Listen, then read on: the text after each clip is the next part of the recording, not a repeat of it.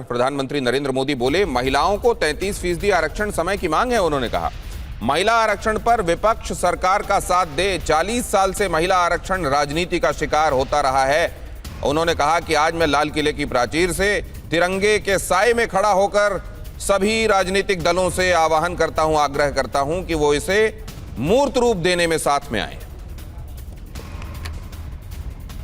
मेरे प्यारे देशवासियों, आज पंचायतों में, नगर पालिका में, महानगर पालिका में बहुत बड़ी मात्रा में हमारी महिलाएं जनप्रतिनिधि बनकर के देश का मार्गदर्शन कर रही है, समस्याओं का समाधान कर रही है, बहुत ही सक्षम नेतृत्व दे रही है। और इसी को ध्यान में रखते हुए हमने पार्लियामेंट में नारी शक्ति वंदन अधिनियम पारित किया था, लेकिन किसी न किसी कारण से राजनीति के अखाड़े में पिछले 40 साल से ये सपना हमेशा राजनीतिक अखाड़े का शिकार हो गया है। मैं देश के सभी राजनीतिक दलों से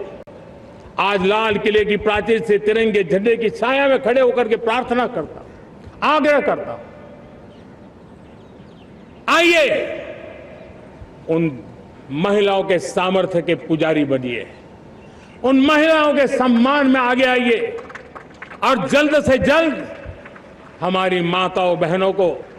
33% विधानसभा और लोकसभा में उनको प्रतिनिधित्व मिले, वे भारत की नीति घड़तर के अंदर अपना योगदान दे। समय की मांग है और मैं सभी राजनीतिक दलों से फिर से आग्रह करता हूं, आइए महिला आरक्षण लागू करके महिला सम्मान में आप भी जुड़िए, आप भी यश लीजिए, आप भी क्रेडिट लीजिए, लेकिन मेरी माताओं बहनों को हक दीजिए। और जाहिर है, आज जो प्रधानमंत्री नरेंद्र मोदी ने लाल किले की प्राचीर से कहा है वो रिवर्बरेट हो रहा है देश में, दुनिया में, पावर कॉरिडोर्स में, पॉलिटिकल पार्टीज के बीच में उसकी चर्चा शुरू हो गई है। आमोद राय हमारे साथ इस वक्त मौजूद हैं, हमारे संवाददाता, हमारे वरिष्ठ सहयोगी। क्या आमोद, इसको विपक्ष जो पहले जिन बातों को लेकर वो सब्जेक्ट टू कंडीशन कहता रहा कि नारी शक्ति वंदन के खिलाफ हम नहीं थे, वो तो हमने पहले ही पास करा दिया था, लेकिन इसकी आड़ में डिलिमिटेशन जो कराया जा रहा है, इसको पुश किया जा रहा है, हम उसके खिलाफ हैं और इसलिए हम साथ नहीं आ रहे हैं। क्या आज वो दीवारें भी टूटेंगी इस आग्रह के बाद?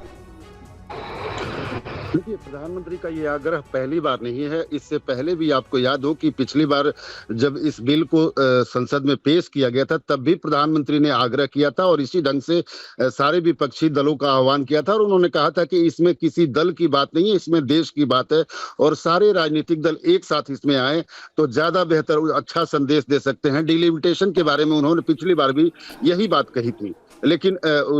तब ये बिल पास नहीं हो पाया था, विपक्ष इसका विरोध किया था और जितना इसमें मुकम्मल नंबर चाहिए उतना नहीं मिल पाया था। लेकिन इस बार जो प्रधानमंत्री ने आह्वान किया है, निश्चित तौर पे पिछली बार से ज्यादा इस बार विपक्ष कहीं ना कहीं पसीजा भी है और आपको देखने में भी ऐसा मिल सकता है। आगे जब डिलिमिटेशन बिल आएगा तो सरकार के पास नंबर्स जो है वो लगभग 2/3 जो इसमें नंबर चाहिए उसकी तैयारी है और ये जो सरकार के सूत्र हैं लगातार बताते हैं कि उनके पास पूरा नंबर है। हालांकि अभी भी इसको लेकर कब आएगा बिल, कब पास होगा, कब पेश होगा, ये कहना थोड़ा जल्दीबाजी है। लेकिन अगर विशेष सत्र कोई बुला लिया जाए इस बीच